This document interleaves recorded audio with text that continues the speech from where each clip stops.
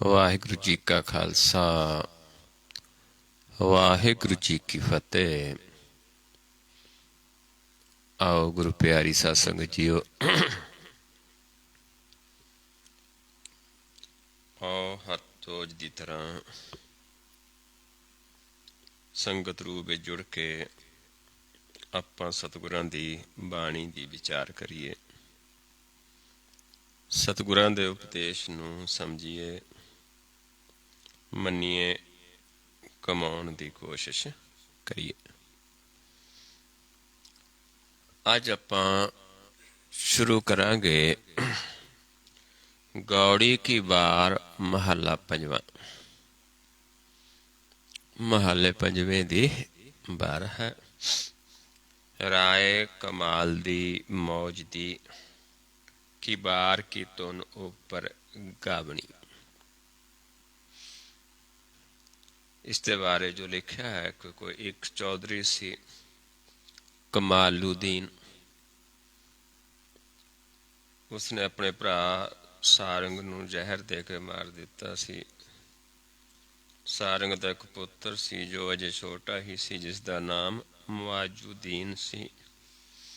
ਸਾਰੰਗ ਦੀ ਵਹੁਟੀ ਆਪਣੇ ਇਸ ਪੁੱਤਰ ਨੂੰ ਲੈ ਕੇ ਪੇਕੇ ਚਲੀ ਗਈ। ਜਦੋਂ ਇਹ ਵੱਡਾ ਹੋਇਆ ਤਾਂ ਨਾਨਕੀ ਫੌਜ ਲੈ ਕੇ ਕਮਾਲੂਦੀਨ ਨਾਲ ਲੜਿਆ। ਕਮਾਲੂਦੀਨ ਮਾਰੇ ਗਿਆ। ਇਹ ਸਾਰੀ ਵਾਰਤਾ ਢਾਡੀਆਂ ਨੇ ਬਾਰ ਵਿੱਚ ਗਾਈ। ਇਸ ਵਾਰ ਦੀ ਚਾਲ ਦਾ ਨਮੂਨਾ ਇਉਂ ਹੈ। ਰਾਣਾ ਰਾਏ ਕਮਾਲ ਦੀ ਰਣ ਭਾਰਾ ਬਾਹੀ। ਇਹ ਦੱਸਿਆ ਜਿਹੜਾ ਇਹ ਧੁਨ ਦੀ ਗੱਲ ਕੀਤੀ ਹੈ। ਤੇ ਜੇ ਆਪਾਂ ਚੌਥੇ ਪਦ ਵਿੱਚ ਇਸ ਨੂੰ ਵਿਚਾਰਦੇ ਹਾਂ ਤਾਂ ਸਾਡੇ ਵਾਸਤੇ ਮਾਲਕ ਪਰਮੇਸ਼ਰ, ਜੋ ਕਿ ਮੌਜੀ ਹੈ, ਆਪਣੀ ਮੌਜ ਦੇ ਵਿੱਚ ਹੈ, ਤੇ ਜਿਸ ਦੀ ਜੋ ਕਮਾਲ ਦਾ ਹੈ ਤੇ ਜੋ ਮਾਲਕ ਹੈ। ਜਦੋਂ ਉਹ ਆਪ ਕਿਰਪਾ ਕਰਦਾ ਹੈ ਫਿਰ ਆਪਣਾ ਗਿਆਨ ਕਰਵਾਉਂਦਾ ਹੈ, ਫਿਰ ਇਹ ਉਚਾਰੀ ਹੋਈ ਬਾਣੀ ਹੈ।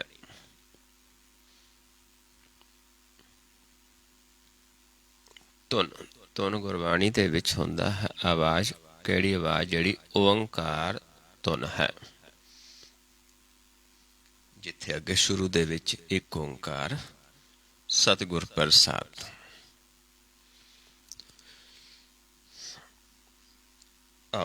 ਕੀ ਸਮਝਾਉਂਦੇ ਸਤਿਗੁਰੂ ਜੀ? ਸ਼ਲੋਕ ਮਹੱਲਾ ਪੰਜਵਾਂ। ਮਹੱਲੇ ਪੰਜਵੇਂ ਦਾ ਸ਼ਲੋਕ ਹੈ। ਹਰ ਹਰ ਨਾਮ ਜੋ ਜਨ ਜਪੈ, ਸੋ ਆਇਆ ਪਰਵਾਨ। ਹਰੀ ਦਾ ਨਾਮ ਜੋ ਜਪੈ,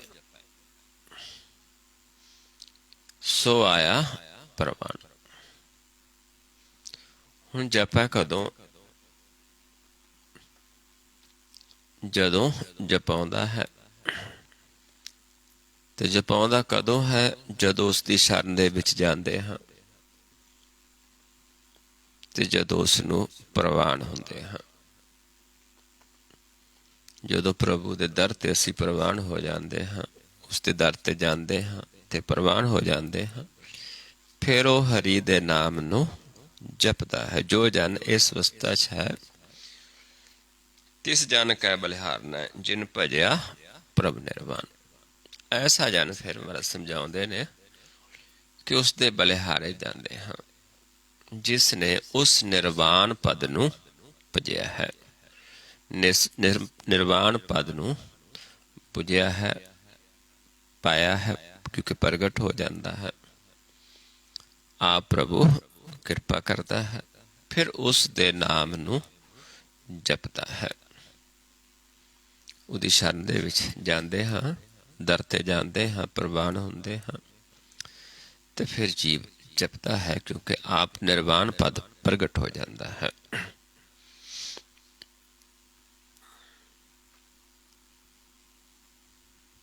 ਜਨਮ ਮਰਨ ਦੁੱਖ ਕੱਟਿਆ ਹਰ ਭੇਟਿਆ ਪੁਰਖ ਸੁਜਾਨ। ਪੁਰਖ ਹਰੀ ਪੁਰਖ ਜੋ ਸੁਜਾਨ ਹੈ, ਜੋ ਸਾਨੂੰ ਸਾਰਾ ਗਿਆਨ ਕਰਵਾਉਂਦਾ ਹੈ, ਕਿਉਂਕਿ ਗਿਆਨ ਤਾਂ ਉਸੇ ਨੂੰ ਹੈ। ਉਸ ਦੀ ਕਿਰਪਾ ਤੋਂ ਬਿਨਾਂ ਤਾਂ ਆਪਾਂ ਉਸ ਦੀ ਸਿਫਤ ਸਲਾਹ ਕਰ ਹੀ ਨਹੀਂ ਸਕਦੇ, ਉਸ ਦੀ ਉਸਤਤ ਕਰ ਹੀ ਨਹੀਂ ਸਕਦੇ। ਸੁਖਮਨੀ ਸਾਹਿਬ 'ਚ ਪੜ੍ਹਦੇ ਹਾਂ, ਤੁਮਰੀ ਉਸਤਤ ਤੁਮ ਤੇ ਹੋਏ, ਨਾਨਕ ਅਵਰ ਨਾ ਜਾਣਸ ਕੋਏ। ਇਸ ਕਰਕੇ ਆਪਾਂ ਜਦੋਂ ਉਹ ਪ੍ਰਗਟ ਹੋ ਜਾਂਦਾ ਹੈ, ਭੇਟ ਹੁੰਦਾ ਹੈ, ਫਿਰ ਸਾਡੇ ਜਨਮ ਮਰਨ ਤੋਂ ਕੱਟਿਆ ਜਾਂਦਾ ਹੈ। ਫਿਰ ਉਸ ਤੋਂ ਪ੍ਰਵਾਨ ਹੁੰਦੇ ਹਾਂ। ਫਿਰ ਜੀਵ ਹਰੀ ਦੇ ਨਾਮ ਨੂੰ ਜਪਦਾ ਹੈ, ਫਿਰ ਉਸ ਦੀ ਗੱਲ ਕਰਦਾ ਹੈ, ਉਸ ਦੀ ਵਿਚਾਰ ਕਰਦਾ ਹੈ।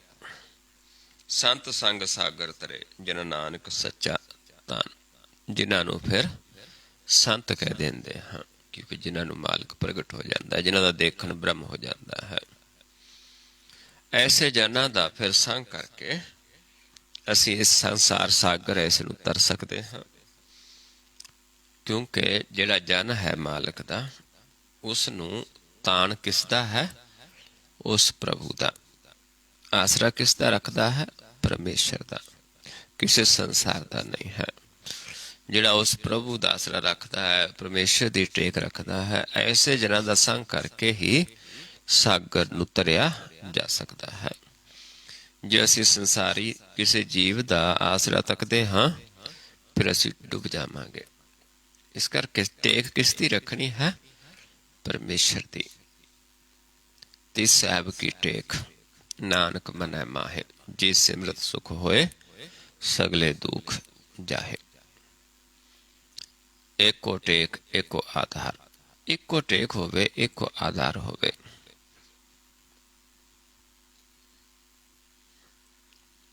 ਆਓ ਅਗਲਾ ਸ਼ਬਦ ਹੈ ਫਿਰ ਮਹੱਲੇ ਪੰਜਵੇਂ ਦਾ ਸ਼ਲੋਕ ਹੈ। ਭਲ ਕੇ ਉੱਠ ਪ੍ਰਾਹੁਣਾ ਮੇਰੇ ਘਰ ਆਵੋ। ਐਸੇ ਜਨ ਜਿਹੜੇ ਪ੍ਰਭੂ ਦੇ ਨੂੰ ਮਿਲੇ ਨੇ, ਪ੍ਰਭੂ ਦੇ ਦੀ ਸਿਫਤ ਸਲਾਹ ਕਰਦੇ ਨੇ, ਪ੍ਰਭੂ ਦਾ ਨਾਮ ਨੂੰ ਜਪਦੇ ਨੇ, ਐਸੇ ਜੀਵਾਂ ਨੂੰ ਫਿਰ ਲੋਚਦੇ ਨੇ ਕਿ ਆਓ ਸਾਡੇ ਘਰ ਵੀ ਆਓ, ਸਾਡੇ ਘਰ ਵੀ ਆਓ। ਪਰ ਆਉਣਾ ਕਿਵੇਂ ਹੈ? ਪ੍ਰਾਹੁਣਾ। ਪ੍ਰਾਹੁਣਾ ਕੀ ਹੁੰਦਾ ਹੈ? ਕਿ ਆਇਆ ਚਲੇ ਗਿਆ, ਮਾਲਕ ਨਹੀਂ ਬਣਦਾ। ਆਇਆ ਕੁਛ ਸਮਾਂ ਰੁਕਦਾ ਹੈ, ਚਲੇ ਜਾਂਦਾ ਹੈ, ਵਾਪਸ ਚਲੇ ਜਾਂਦਾ ਹੈ। ਪ੍ਰਾਹੁਣਾ ਕਹਿ ਦਿੰਦੇ ਹਾਂ। ਪ੍ਰਾਹੁਣੇ ਆਏ ਸੀ, ਵਾਪਸ ਚਲੇ ਗਏ। ਮਾਲਕ ਨਹੀਂ ਬਣਦਾ, ਉਸ ਥਾਂ ਡੇਰਾ ਨਹੀਂ ਲਾਉਂਦਾ, ਟਿਕਾਣਾ ਨਹੀਂ ਬਣਾਉਂਦਾ। ਏਦਾਂ ਹੀ ਮਹਾਰਾਜ ਸਮਝਾਉਂਦੇ ਨੇ ਕਿ ਐਸੇ ਜਨ ਜਿਹੜੇ ਨੇ, ਉਹਨਾਂ ਨੂੰ ਜੀਵ ਕਹਿੰਦੇ ਨੇ, ਆਓ ਸਾਡੇ ਘਰ ਵੀ ਬੈਠੀ, ਆਓ ਪ੍ਰਭੂ ਦੀ ਵਿਚਾਰ ਕਰੀਏ। ਪਾਓ ਪਖਾਲਾ ਤਿਸ ਕੇ ਮਨ ਤਨ ਨਿਤ ਪਾਵੋ। ਕਿ ਮਨ ਨੂੰ ਤਨ ਨੂੰ ਇਹ ਪਾਉਂਦਾ ਹੈ ਕਿ ਐਸੇ ਜਨਾਂ ਦੇ ਬਚਨਾਂ ਨੂੰ ਸੁਣੀਏ। ਪਾਉ ਹੁੰਦੇ, ਪਾਉ ਪੈਰ ਨੂੰ ਕਹਿੰਦੇ ਹਾਂ। ਇੱਥੇ ਕਿਹਾ ਹੈ ਬਚਨ, ਕਿਉਂਕਿ ਸਰੀਰ ਦੀ ਗੱਲ ਨਹੀਂ ਹੈ। ਸਰੀਰ ਕਰਕੇ ਆਪਾਂ ਸਾਰੇ ਇੱਕੋ ਜਿਹੇ ਹੁੰਦੇ ਹਾਂ, ਲੇਕਿਨ ਪ੍ਰਭੂ ਜਿਨ੍ਹਾਂ ਨੂੰ ਇਹ ਖਜ਼ਾਨਾ ਬਖਸ਼ਿਸ਼ ਕਰਦਾ ਹੈ ਨਾਮ ਦਾ, ਜਿਨ੍ਹਾਂ ਨੂੰ ਪ੍ਰਗਟ ਹੈ, ਉਹਨਾਂ ਜੀਵਾਂ ਦੀ ਗੱਲ ਹੈ। ਕਿ ਉਹ ਜਿਵੇਂ ਹੁਣ ਆਪਾਂ ਸਵੇਰੇ ਰੋਜ਼ ਅਭਿਆਸ ਕਰਦੇ ਹਾਂ, ਤੇ ਘਰ ਬੈਠੇ ਹੀ ਆਪਾਂ ਜੁੜ ਜਾਂਦੇ ਹਾਂ ਉਸ ਪ੍ਰਭੂ ਦੇ ਨਾਲ। ਕਿਤੇ ਆਉਣ ਜਾਣ ਦੀ ਵੀ ਲੋੜ ਨਹੀਂ ਹੈ। ਸਾਇੰਸ ਦਾ ਯੁੱਗ ਹੈ ਤੇ ਸਾਇੰਸ ਨੇ ਸਹੂਲਤ ਦਿੱਤੀ ਹੈ ਕਿ ਆਪਾਂ ਘਰ ਬੈਠੇ ਹੀ ਸੰਗਤ ਕਰ ਲੈਂਦੇ ਹਾਂ। ਜਿਨ੍ਹਾਂ ਦੇ ਅੰਦਰ ਚਾਅ ਹੈ, ਸਵੇਰੇ ਉਸ ਸਮੇਂ ਨੂੰ ਉਡੀਕਦੇ ਨੇ ਕਿ ਕਦੋਂ ਉਹ ਸਮਾਂ ਹੋਵੇ, ਜੁੜੀਏ ਉਸ ਪਰਮੇਸ਼ਰ ਦੀ ਗੱਲ ਕਰੀਏ। ਇਹ ਮਨ ਤੇ ਤਨ ਨੂੰ ਪਾਉਂਦਾ ਹੈ। ਨਾਮ ਸੁਣੈ ਨਾਮ ਸੰਗ੍ਰਹਿ, ਨਾਮੈ ਲਿਵ ਲਾਵੋ। ਤੇ ਨਾਮ ਦਾ ਗਿਆਨ ਲੈਣਾ ਹੈ, ਨਾਮ ਨੂੰ ਪ੍ਰਾਪਤ ਕਰਨਾ ਹੈ, ਨਾਮ ਦੇ ਨਾਲ ਲਿਵ ਜੋੜਨੀ ਹੈ। ਕਿ ਐਸਾ ਜੀਵ ਮਿਲੇ ਕਿ ਆਪ ਸਾਨੂੰ ਨਾਮ ਦਾ ਗਿਆਨ ਦੇਵੇ, ਨਾਮ ਦਾ ਪ੍ਰਾਪਤੀ ਹੋਵੇ, ਨਾਮ ਦੇ ਨਾਲ ਲਿਵ ਜੁੜ ਜਾਵੇ। ਗ੍ਰਹਿ ਤਨ ਸਭ ਪਵਿੱਤਰ ਹੋਏ, ਹਰ ਕੇ ਗੁਣ ਗਾਵੋ। ਤੇ ਉਸ ਦੇ ਨਾਲ ਕੀ ਹੁੰਦਾ ਹੈ ਕਿ ਜਨ ਜਦੋਂ ਘਰ ਵਿੱਚ ਬੈਠ ਕੇ ਉਸ ਪ੍ਰਭੂ ਦੇ ਗੁਣ ਗਾਉਂਦੇ ਨੇ ਤੇ ਉਸ ਨਾਲ ਸਾਡਾ ਸੰਸਾਰਿਕ ਘਰ, ਸਾਡੀ ਸੰਸਾਰਿਕ ਕਮਾਈ ਤੋਂ ਧਨ ਹੈ, ਇਹ ਸਭ ਪਵਿੱਤਰ ਹੋ ਜਾਂਦੇ ਨੇ। ਕਿਉਂਕਿ ਉਸ ਘਰ ਦੇ ਵਿੱਚ ਜਿੱਥੇ ਬੈਠ ਕੇ ਆਪਾਂ ਉਸ ਪ੍ਰਭੂ ਦੀ ਸਿਫਤ ਸਲਾਹ ਕਰਦੇ ਹਾਂ, ਜਿੱਥੇ ਨਾਮ ਜਪੀਏ ਪ੍ਰਭ ਪਿਆਰੇ, ਸੇ ਅਸਥਲ ਸੋਇਨ ਚੌਬਾਰੇ। ਜਿੱਥੇ ਨਾਮ ਨਾ ਜਪੀਏ ਮੇਰੇ ਗੋਇੰਦਾ, ਸੇ ਨਗਰ ਉਜਾੜੀ ਜੀਓ। ਇਸ ਕਰਕੇ ਜਿਸ ਘਰ ਵਿੱਚ ਪ੍ਰਭੂ ਦੀ ਸਿਫਤ ਸਲਾਹ ਹੁੰਦੀ ਹੈ, ਕੌਣ ਕਰਦੇ ਨੇ? ਹਰੀ ਦੇ ਚਰਨ ਨਾਮ ਦਾ ਗਿਆਨ ਦਿੰਦੇ ਨੇ ਕਿ ਨਾਮ ਕਿਵੇਂ ਧਿਆਉਣਾ ਹੈ, ਕਿਵੇਂ ਲਿਵ ਜੋੜਨੀ ਹੈ। ਉਸ ਦੇ ਨਾਲ ਕੀ ਹੁੰਦਾ ਹੈ ਕਿ ਗ੍ਰਹਿ ਵੀ ਪਵਿੱਤਰ ਹੁੰਦਾ ਹੈ, ਧਨ ਵੀ ਪਵਿੱਤਰ ਹੁੰਦਾ ਹੈ, ਜਦੋਂ ਹਰੀ ਦੇ ਗੁਣ ਗਾਉਂਦੇ ਹਾਂ। ਹਰ ਨਾਮ ਵਪਾਰੀ ਨਾਨਕਾ, ਬੜ ਭਾਗੀ ਪਾਵੋ। ਪਰ ਬੜ ਭਾਗੀ ਜੀਵ ਨੇ ਜਿਹੜੇ ਹਰੀ ਦੇ ਨਾਮ ਦੇ ਵਪਾਰੀ ਨੇ। ਐਸੇ ਬੜ ਭਾਗੀਆਂ ਨੂੰ ਲੋਚਦੇ ਨੇ ਕਿ ਆਓ ਸਾਡੇ ਘਰ ਵਿੱਚ, ਜਿਵੇਂ ਗੁਰੂ ਸਾਹਿਬਾਨਾਂ ਨੂੰ ਉਸ ਸਮੇਂ ਲੋਕ ਲੋਚਦੇ ਸੀ। ਪੌੜੀ ਹੈ ਅੱਗੇ ਪੌੜੀ। ਜੋ ਤੁਧ ਭਾਵੈ ਸੋ ਭਲਾ, ਸੱਚ ਤੇਰਾ ਪਾਣਾ। ਜਿਹੜੇ ਜੀਵ ਉਸ ਪ੍ਰਭੂ ਦੇ ਪਾਣੇ ਦੇ ਵਿੱਚ ਨੇ, ਉਹ ਜੋ ਪ੍ਰਭੂ ਨੂੰ ਪਾਉਂਦਾ ਉਹੀ ਭਲਾ ਹੈ। ਸਾਨੂੰ ਕੀ ਪਾਉਂਦਾ ਉਹ ਭਲਾ ਨਹੀਂ ਹੈ। ਇਸ ਕਰਕੇ ਅਸੀਂ ਆਪਣੀ ਮਤ ਛੱਡ ਕੇ ਅਸੀਂ ਪ੍ਰਭੂ ਨੂੰ ਕੀ ਪਾਉਂਦਾ ਹੈ ਉਸ ਤੇ ਆਪਾਂ ਚੱਲਣਾ ਹੈ, ਕਿਉਂਕਿ ਜੋ ਉਸ ਨੂੰ ਪਾਉਂਦਾ ਉਹ ਭਲਾ ਹੈ। ਸਾਡੇ ਪਾਉਣ ਦੇ ਨਾਲ ਮਾੜਾ ਵੀ ਹੋ ਸਕਦਾ ਹੈ, ਕਿਉਂਕਿ ਅਸੀਂ ਥੋੜ੍ਹੀ ਮੱਤ ਵਾਲੇ ਹਾਂ, ਸਾਡੀ ਮੱਤ ਬਹੁਤ ਛੋਟੀ ਹੈ, ਲੇਕਿਨ ਪ੍ਰਭੂ ਸੁਜਾਨ ਹੈ। ਇਸ ਕਰਕੇ ਜੋ ਉਸ ਨੂੰ ਪਾਉਂਦਾ ਉਹੀ ਭਲਾ ਹੈ। ਤੂੰ ਸਭ ਮੈਂ ਏਕ ਵਰਤਦਾ, ਸਭ ਮਾਹੇ ਸਮਾਣਾ। ਹੇ ਪ੍ਰਭੂ, ਤੂੰ ਸਾਰਿਆਂ 'ਚ ਹੀ ਵਰਤਦਾ ਹੈ, ਇੱਕੋ ਹੈ, ਸਾਰਿਆਂ 'ਚ ਤੇਰੀ ਜੋਤ ਹੈ, ਸਾਰਿਆਂ ਦੇ ਵਿੱਚ ਤੂੰ ਸਮਾਇਆ ਹੈ, ਸਾਰੇ ਤੇਰੇ 'ਚ ਵਸਦੇ ਨੇ, ਤੂੰ ਸਭ ਦੇ ਵਿੱਚ ਵਸਦਾ ਹੈ। ਥਾਨ ਤਨੰਤਰ ਰਵ ਰਹਿਆ, ਜੀ ਅੰਦਰ ਜਾਣਾ। ਥਾਨ ਤਨੰਤਰ ਤੂੰ ਰਵ ਰਿਹਾ ਹੈ, ਪਰ ਉਸ ਨੂੰ ਕੌਣ ਦੇਖਦਾ ਹੈ? ਜਿਹੜੇ ਜੀ ਅੰਤਰਗਤ ਜਾ ਕੇ ਉਸ ਨੂੰ ਜਾਣਦੇ ਨੇ, ਪਹਿਲਾਂ ਇੱਕ ਦ੍ਰਿਸ਼ਟ ਹੋ ਕੇ ਉਸ ਪ੍ਰਭੂ ਦੇ ਘਰ ਵਿੱਚ ਜਾਂਦੇ ਨੇ, ਦਰ ਤੇ ਜਾਂਦੇ ਨੇ, ਅੰਦਰ ਜਾ ਕੇ ਪਹਿਚਾਣ ਲੈਂਦੇ ਨੇ, ਜਾਣ ਲੈਂਦੇ ਨੇ, ਉਹਨਾਂ ਨੂੰ ਫਿਰ ਸਾਰੇ ਪਾਸੇ ਉਹੀ ਵਰਤਦਾ ਦਿਸਦਾ ਹੈ, ਸਾਰਿਆਂ 'ਚ ਉਹੀ ਵਸਦਾ ਹੈ। ਸਾਧ ਸੰਗ ਮਿਲ ਪਾਈਐ, ਮਨ ਸੱਚੇ ਪਾਣਾ।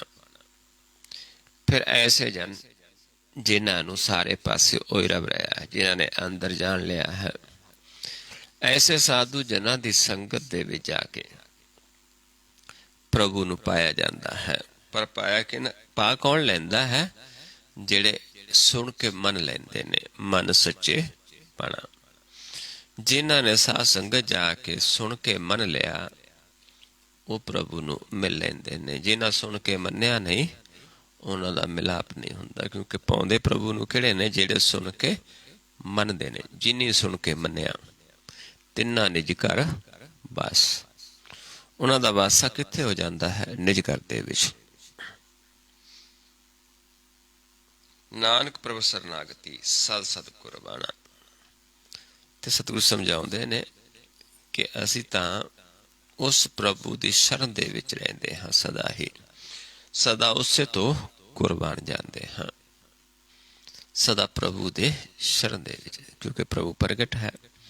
ਤੇ ਐਸੇ ਜਨਾਂ ਦਾ ਸੰਗ ਕਰਕੇ ਤੇ ਅਸੀਂ ਉਸ ਪ੍ਰਭੂ ਦੇ ਨਾਲ ਮਿਲਾਪ ਕਰ ਸਕਦੇ ਹਾਂ, ਪਰ ਸੁਣ ਕੇ ਮੰਨ ਕੇ।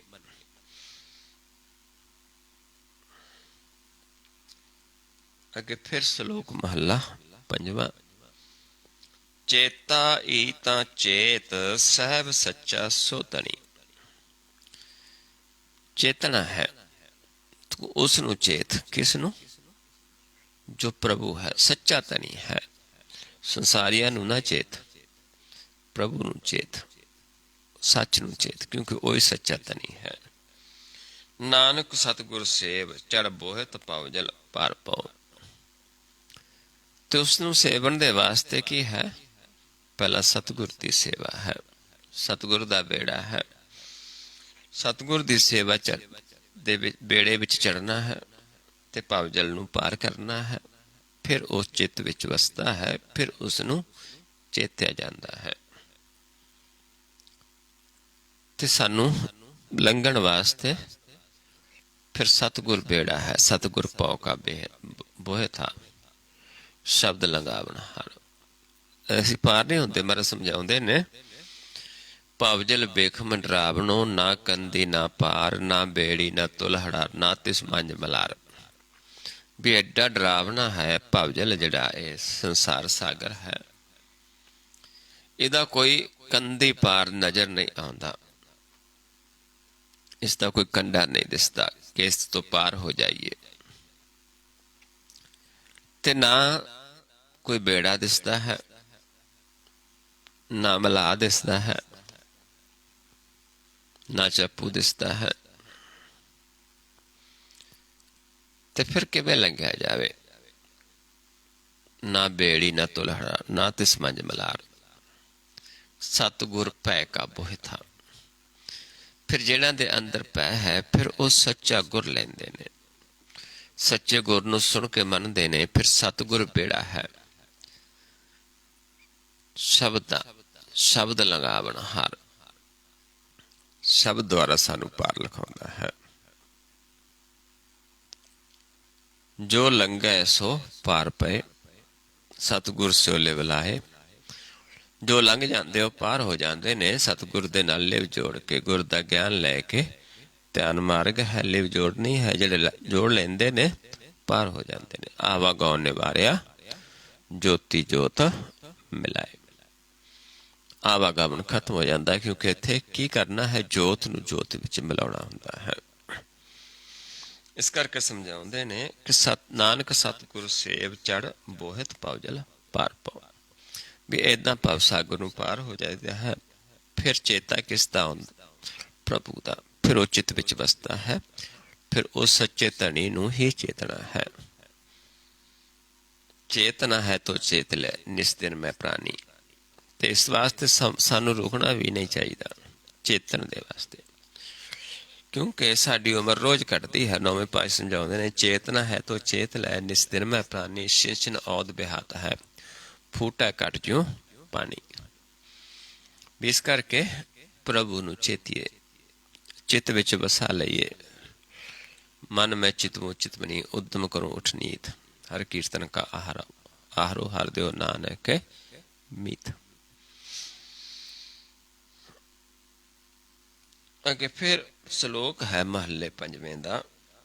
ਵਾਉ ਸੰਦੇ ਕੱਪੜੇ ਪਹਿਰੈ ਗਰਭ ਗਵਾਰ। ਹੁਣ ਸਮਝਾਉਂਦੇ ਨੇ ਕਿ ਲੋਕ ਨੇ ਕੱਪੜੇ ਬਾਹਰੀ ਦਿਖਾਵਾ, ਵੀ ਤਨ ਨੂੰ ਇਹੋ ਜਿਹੇ ਕੱਪੜੇ ਪਹਿਨਣੇ, ਸੋਹਣੇ ਕੱਪੜੇ ਪਹਿਨਣੇ ਨੇ, ਚੋਲਾ ਪਹਿਨਣਾ ਹੈ, ਕਈ ਸ਼ਿੰਗਾਰ ਕਰ ਲੈਂਦੇ ਨੇ। ਪਰ ਮਹਾਰਾਜ ਕਹਿੰਦੇ ਐਸੇ ਜੀ ਪਹਿਨਣ ਵਾਲੇ ਕੌਣ ਨੇ? ਗਵਾਰ, ਮੂਰਖ। ਨਾਨਕ ਨਾਲ ਨਾ ਚੱਲਣੀ ਜਲ ਥਲ ਜਲ ਬਲ ਹੋਏ ਸ਼ਰ। ਕਿਉਂਕਿ ਤਨ ਦਾ ਸ਼ਿੰਗਾਰ ਨਾਲ ਨਹੀਂ ਜਾਣਾ, ਕਿਉਂਕਿ ਤਨ ਇੱਥੇ ਰਹਿ ਜਾਣਾ ਹੈ। ਤਨ ਦੇ ਪਹਿਨੇ ਕੱਪੜੇ ਵੀ ਇੱਥੇ ਰਹਿ ਜਾਣੇ ਨੇ। ਅੱਗੇ ਤਾਂ ਪ੍ਰਭੂ ਦਾ ਚੇਤਾ ਹੀ ਜਾਣਾ ਹੈ। ਜੇ ਪ੍ਰਭੂ ਨੂੰ ਚੇਤਿਆ ਹੈ, ਧਿਆਇਆ ਹੈ, ਚਿੱਤ ਵਿੱਚ ਵਸਾਇਆ ਹੈ, ਭਵ ਸਾਗਰ ਨੂੰ ਪਾਰ ਕੀਤਾ ਹੋਇਆ ਹੈ, ਫੇਰ ਹੀ ਉਸ ਪਦਨਾਮ ਹੀ ਸਾਡੇ ਨਾਲ ਜਾਣਾ ਹੈ। ਬਾਹਰੀ ਦਿਖਾਵਾ, ਭੇਖ, ਜਿਹੜੇ ਕੱਪੜੇ ਪਾਉਂਦੇ ਹਾਂ, ਤਨ ਵੀ ਇੱਥੇ ਰਹਿ ਜਾਣਾ, ਕੱਪੜੇ ਵੀ ਇੱਥੇ ਰਹਿ ਜਾਣੇ ਨੇ। ਇਸ ਕਰਕੇ ਸਭ ਇੱਥੇ ਸ਼ਾਰ ਸੁਆਹ ਹੋ ਜਾਣਾ ਹੈ, ਇੱਥੇ ਸੜ ਜਾਣਾ ਹੈ। ਜਲ ਬਲ ਹੋਏ ਸ਼ਾਰ। ਅੱਗੇ ਪੌੜੀ ਹੈ, ਸਹੀ ਉਬਰੇ ਜਗ੍ਹਾ ਵਿੱਚ ਜੋ ਸੱਚਾ ਰੱਖੇ। ਸੰਸਾਰ ਦੇ ਵਿੱਚ ਉਹੀ ਉਭਰਦੇ ਨੇ ਜਿਹਨਾਂ ਨੂੰ ਪ੍ਰਭੂ ਆਪ ਰੱਖਦਾ ਹੈ। ਮੂੰਹ ਡਿੱਠਾ ਤਿਨ ਕਹਿ ਜੀਵੀਏ ਹਰ ਅੰਮ੍ਰਿਤ ਚੱਖੈ। ਤੇ ਫਿਰ ਉਹਨਾਂ ਦੇ ਜਿਹਨੂੰ ਪ੍ਰਭੂ ਨੇ ਆਪ ਰੱਖਿਆ ਹੈ, ਜਿਹੜੇ ਉਭਰੇ ਨੇ, ਉਹਨਾਂ ਦੇ ਮੂੰਹ ਡਿੱਠੇ। ਮੂੰਹ ਡਿੱਠੇ ਕੀ ਇੱਥੇ ਕਿ ਕਿਆ ਮੂੰਹ ਦੇ ਦਰਸ਼ਨ ਨਹੀਂ, ਉਹਨਾਂ ਦੇ ਬਚਨ। ਕਿਉਂਕਿ ਬਾਰੀ ਤਾਂ ਇੱਕ ਭੇਖ ਹੈ, ਦਿਖਾਵਾ ਹੈ। ਅਸਲੀ ਦਰਸ਼ਨ ਕੀ ਨੇ? ਗਿਆਨ। ਕੁਛ ਵੀ ਹੈ, ਜਿਵੇਂ ਆਪਾਂ ਡਾਕਟਰ ਕੋਲ ਜਾਈਏ, ਡਾਕਟਰ ਦੇ ਕੋਲ ਆਪਾਂ ਕਹੀਏ ਵੀ ਹੁਣ ਡਾਕਟਰ ਦੇ ਦਰਸ਼ਨ ਕਰਕੇ ਸਾਡੀ ਬਿਮਾਰੀ ਠੀਕ ਹੋ ਜਾਏਗੀ, ਨਹੀਂ। ਕਿਉਂਕਿ ਸਰੀਰ ਕੋਈ ਹੈ ਨਹੀਂ, ਡਾਕਟਰ ਨਹੀਂ, ਉਸਦੇ ਅੰਦਰ ਗਿਆਨ ਹੈ ਡਾਕਟਰ। ਇਸ ਕਰਕੇ ਰੋਗ ਦੱਸਾਂਗੇ, ਡਾਕਟਰ ਸਾਨੂੰ ਦਵਾਈ ਦੇਵੇਗਾ, ਅਸੀਂ ਠੀਕ ਹੋ ਜਾਵਾਂਗੇ। ਇੱਦਾਂ ਹੀ ਸੰਤ ਜਨਾਂ, ਸਾਧੂ ਜਨਾਂ ਕੋਲ ਜਾਵਾਂਗੇ, ਉਹ ਸਾਨੂੰ ਪ੍ਰਭੂ ਨੂੰ ਮਿਲਣ ਦਾ ਗਿਆਨ ਦੇਣਗੇ। ਉਹ ਸਾਨੂੰ ਦੱਸਣਗੇ ਕਿਵੇਂ ਆਪਾਂ ਉਸ ਪ੍ਰਭੂ ਨੂੰ ਮਿਲਣਾ ਹੈ। ਤੇ ਉਹਨਾਂ ਦੇ ਸ਼ਬਦ ਜਿਹੜੇ ਨੇ, ਉਹਨਾਂ ਸ਼ਬਦ ਨੂੰ, ਜਿਹੜਾ ਗੁਰ ਦਾ ਗਿਆਨ ਹੈ, ਉਸ ਨੂੰ ਅੰਮ੍ਰਿਤ ਕਹਿ ਦਿੱਤਾ ਹੈ। ਜਿਹੜੇ ਜੀਵ ਉਸ ਗਿਆਨ ਨੂੰ ਸੁਣ ਕੇ ਮੰਨਦੇ ਨੇ, ਉਹ ਅੰਮ੍ਰਿਤ ਚੱਖਦੇ ਨੇ। ਕਾਮ, ਕ੍ਰੋਧ, ਲੋਭ, ਮੋਹ ਸੰਗ ਸਾਧਾ ਪੱਖੇ। ਜਿਹੜਾ ਕਾਮ ਹੈ, ਕ੍ਰੋਧ ਹੈ, ਲੋਭ ਹੈ, ਮੋਹ ਹੈ, ਇਹ ਸਾਧੂ ਜਨਾਂ ਦਾ ਸੰਗ ਕਰਕੇ ਇਹ ਸੜ ਜਾਂਦਾ ਹੈ, ਨਾਸ ਹੋ ਜਾਂਦਾ ਹੈ। ਕਰ ਕਿਰਪਾ ਪ੍ਰਭ ਆਪਣੀ ਹਰ ਆਪ ਪਰਖ ਹੈ। ਆਪ ਪ੍ਰਭੂ ਕਿਰਪਾ ਕਰਦਾ ਹੈ, ਆਪ ਸਾਡੀ ਪਰਖ ਕਰਦਾ ਹੈ। ਜਿਹੜੇ ਗਿਆਨ ਲੈ ਕੇ ਸੁਣ ਕੇ ਮੰਨ ਲੈਂਦੇ ਨੇ, ਚੇਤਨਾ ਚਾਹੁੰਦੇ ਨੇ, ਉਹਨਾਂ ਨੂੰ ਆਪ ਰੱਖਦਾ ਹੈ। ਕਿਉਂਕਿ ਪਰਖ ਕੌਣ ਕਰਦਾ ਹੈ? ਆਪ ਪ੍ਰਭੂ। ਨਾਨਕ ਚਲਤ ਨ ਜਾਪਣੀ, ਕੋ ਸਕੈ ਨ ਲਖੇ। ਉਸ ਪ੍ਰਭੂ ਦੇ ਚਲਤ ਜਿਹੜੇ ਨੇ, ਉਸ ਦੇ ਚੋਜ ਨੇ, ਉਸ ਦਾ ਤਮਾਸ਼ਾ ਜਿਹੜਾ ਹੈ, ਉਸ ਦਾ ਕੌਤਕ ਹੈ, ਉਸ ਨੂੰ ਹੋਰ ਕੋਈ ਨਹੀਂ ਸਮਝ ਸਕਦਾ। ਕਿਉਂਕਿ ਜਿਹਨੂੰ ਆਪ ਜਨਾਉਂਦਾ ਹੈ, ਉਸੇ ਨੂੰ ਇਹ ਸੋਝੀ ਆਉਂਦੀ ਹੈ। ਉਹਨਾਂ ਦਾ ਸੰਗ ਕਰਕੇ ਹੀ ਆਪਾਂ ਉਸ ਪ੍ਰਭੂ ਨੂੰ ਜਾਣ ਸਕਦੇ ਹਾਂ, ਮਿਲ ਸਕਦੇ ਹਾਂ। ਕਿਉਂਕਿ ਜਦ ਤੱਕ ਜਨਾਉਂਦਾ ਨਹੀਂ, ਅਸੀਂ ਉਸ ਨੂੰ ਲੱਖ ਨਹੀਂ ਸਕਦੇ। ਜਦ ਤੱਕ ਆਪ ਕਿਰਪਾ ਨਹੀਂ ਕਰਦਾ, ਜਦ ਤੱਕ ਆਪ ਆਪਣੇ ਜਨਾਂ ਦੁਆਰਾ ਆਪਣਾ ਗਿਆਨ ਨਹੀਂ ਦਿੰਦਾ। ਇਸ ਕਰਕੇ ਉਸ ਨੂੰ, ਜਿਹਨੂੰ ਆਪ ਜਨਾਉਂਦਾ ਹੈ, ਉਹੀ ਉਸ ਨੂੰ ਜਾਣਦਾ ਹੈ, ਉਹੀ ਉਸ ਦੇ ਗੁਣ ਆਖਦਾ ਹੈ। ਜਿਸੈ ਜਨਾਏ ਸੋ ਜਨ ਜਾਣੈ, ਹਰ ਗੁਣ ਸਦ ਹੀ ਆਖ ਵਖਾਣੈ। ਜਿਨ ਹਰ ਸੇਵਿਆ ਤਿਨ ਸੁਖ ਪਾਇਆ, ਸਹਿਜੇ ਹੀ ਹਰ ਨਾਮ ਸਮਾਇਆ।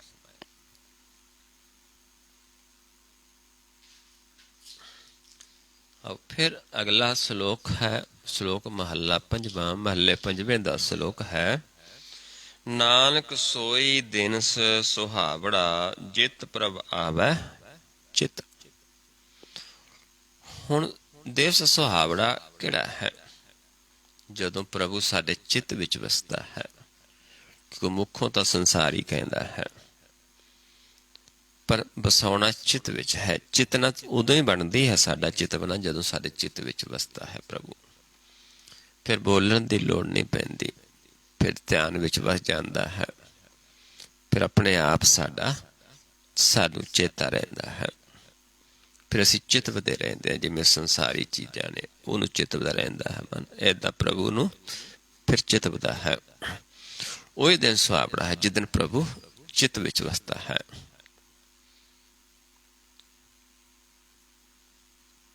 जित दिन विसरै पार ब्रह्म, पिट फलेरी फिट भलेरी रुत।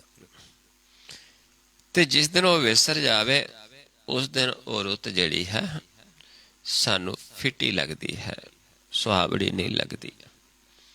चाहे कितनी सुहावनी भी रुत होवे, प्रभु विसर गया तो साडे वास्ते फिट है, फिटी है। ते जदों प्रभु नाल मिलाप है, साडे वास्ते सुहावड़ा है। चाहे क्यों जा भी दिन होवे, गर्मी हो, सर्दी है, पर प्रभु नाल मिलाप है, साडे वास्ते वो दिन सुहावड़ा है। ते प्रभु दे विसर गए तो साडे वास्ते वो दिन फिटिया है।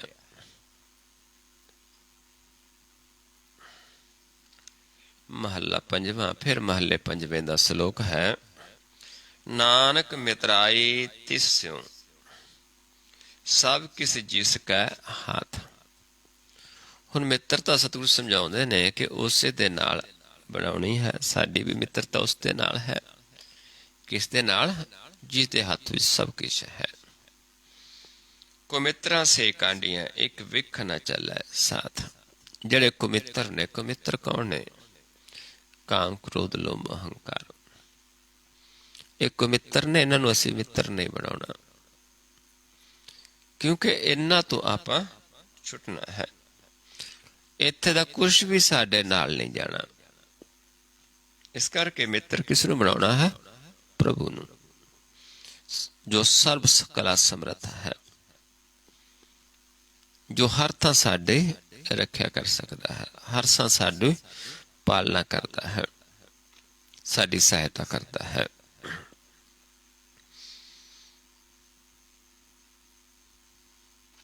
ਅੱਗੇ ਪੌੜੀ ਹੈ, ਅੰਮ੍ਰਿਤ ਨਾਮ ਨਿਦਾਨ ਹੈ, ਮਿਲ ਪੀਵੋ ਪਾਈ। ਅੰਮ੍ਰਿਤ ਕੀ ਹੈ? ਨਾਮ ਦਾ ਖਜ਼ਾਨਾ ਹੈ।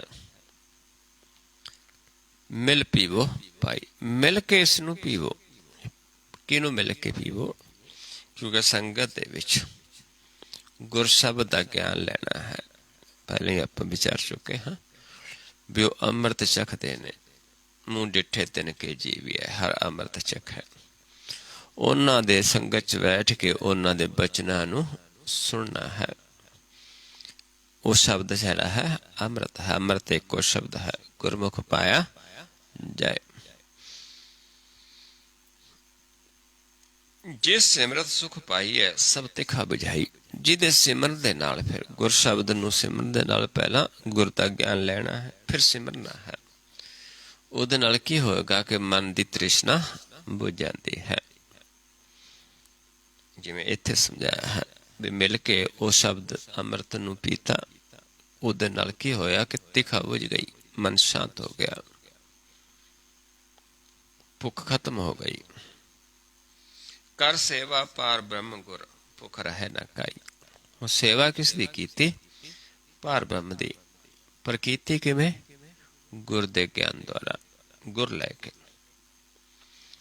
ਤੇ ਮਨ ਦੀ ਭੁੱਖ ਖਤਮ ਹੋ ਗਈ। ਭੁੱਖ ਰਹੇ ਨਾ ਕਾਈ, ਕੋਈ ਭੁੱਖ ਨਹੀਂ ਰਹੀ, ਕਿਉਂਕਿ ਜਦੋਂ ਪਾਰ ਬ੍ਰਹਮ ਦੇ ਨਾਲ ਹੀ ਮਿਲਾਪ ਹੋ ਗਿਆ, ਜੋ ਸਭ ਦਾ ਸਮਰੱਥ ਹੈ, ਸਭ ਕੁਛ ਜਿਹਦੇ ਹੱਥ ਵਿੱਚ ਹੈ, ਜਿੱਥੇ ਆਪਾਂ ਪਹਿਲਾਂ ਹੀ ਵਿਚਾਰ ਕੇ ਹਾਂ। ਜਦ ਸਾਡੀ ਮਿੱਤਰਤਾ ਹੀ ਉਸਦੇ ਨਾਲ ਬਣ ਗਈ, ਫਿਰ ਭੁੱਖ ਕਾਹਦੀ ਰਹਿਣੀ ਹੈ। ਸਗਲ ਮਨੋਰਥ ਪੁੰਨਿਆ, ਅਮਰਾ ਪਦ ਪਾਈ। ਸਾਰੇ ਮਨੋਰਥ ਹੀ ਪੂਰੇ ਹੋ ਗਏ। ਕਿਹੜਾ ਮਨੋਰਥ? ਅਮਰ ਪਦ ਪ੍ਰਾਪਤ ਹੋ ਗਿਆ, ਪ੍ਰਭੂ ਦੇ ਨਾਲ ਮਿਲਾਪ ਹੋ ਗਿਆ, ਜਨਮ ਮਰਨ ਖਤਮ ਹੋ ਗਿਆ। ਤੁਧ ਜੇਬੜ ਤੂੰ ਹੈ ਪਾਰ ਬ੍ਰਹਮ, ਨਾਨਕ ਸਰਨਾਈ। ਤੇ ਸਤਿਗੁਰ ਸਮਝਾਉਂਦੇ ਨੇ ਵੀ ਤੇਰੇ ਜਿੱਡਾ ਤੂੰ ਆਪ ਹੀ ਹੈ। ਅਸੀਂ ਤੇਰੀ ਸ਼ਰਨ ਦੇ ਵਿੱਚ ਆ ਗਏ ਹਾਂ, ਸਾਡਾ ਜਨਮ ਮਰਨ ਕੱਟਿਆ ਗਿਆ ਹੈ। ਇਸ ਕਰਕੇ ਸਾਡੇ ਮਨ ਦੀ ਤ੍ਰਿਸ਼ਨਾ ਖਤਮ ਹੋ ਗਈ, ਕਿਉਂਕਿ ਦੂਜਾ ਤੇਰੇ ਵਰਗਾ ਹੈ ਹੀ ਕੋਈ ਨਹੀਂ। ਤੂੰ ਸਮਰੱਥ ਹੈ, ਸਭ ਤੋਂ ਵੱਡਾ ਹੈ, ਸਭ ਕੁਛ ਤੇਰੇ ਹੱਥ ਵਿੱਚ ਹੈ। ਤੇਰੇ ਨਾਲ ਪਿਆਰ ਪੈ ਗਿਆ, ਤੇਰੇ ਸ਼ਰਨ ਦੇ ਵਿੱਚ ਆ ਗਏ, ਸਾਡਾ ਸਾਰਾ ਹੀ ਤ੍ਰਿਸ਼ਨਾ ਭੁੱਖ ਸਭ ਖਤਮ ਹੋ ਗਈ। ਕਿਉਂਕਿ ਖਜ਼ਾਨਾ ਜਿਹੜਾ ਨਾਮ ਦਾ ਪ੍ਰਾਪਤ ਹੋ ਗਿਆ। ਅੱਗੇ ਫਿਰ ਸ਼ਲੋਕ ਮਹਲਾ ਪੰਜਵਾਂ, ਮਹੱਲੇ ਪੰਜਵੇਂ ਦਾ ਸ਼ਲੋਕ ਹੈ। ਡਿਠੜੇ ਹਬੋ ਠਾਏ, ਊਨ ਨਾ ਕਾਈ ਜਾਏ। ਹੁਣ ਸਮਝਾਉਂਦੇ ਨੇ ਅਵਸਥਾ ਜਿਹੜੀ ਹੈ ਕਿ ਹੁਣ ਅਸੀਂ ਜਿੱਧਰ ਵੀ ਦੇਖਦੇ ਹਾਂ, ਸਾਰੇ ਪਾਸੇ ਕੋਈ ਐਸੀ ਜਗ੍ਹਾ ਹੀ ਨਹੀਂ ਜਿੱਥੇ ਉਹ ਨਹੀਂ ਹੈ। ਹਰ ਥਾਂ ਮੌਜੂਦ ਹੈ, ਜਰੇ ਜਰੇ 'ਚ ਹੈ, ਕਣ ਕਣ ਦੇ ਵਿੱਚ ਹੈ। ਨਾਨਕ ਲੱਦਾ ਤਿੰਨ ਸੁਆਓ, ਜਿਨ੍ਹਾਂ ਸਤਿਗੁਰ ਭੇਟਿਆ। ਪਰ ਇਹ ਮਨੋਰਥ ਕਿਹਨਾਂ ਦਾ ਪੂਰਾ ਹੋਇਆ? ਇਹ ਲੱਭਿਆ ਕਿਹਨਾਂ ਨੂੰ?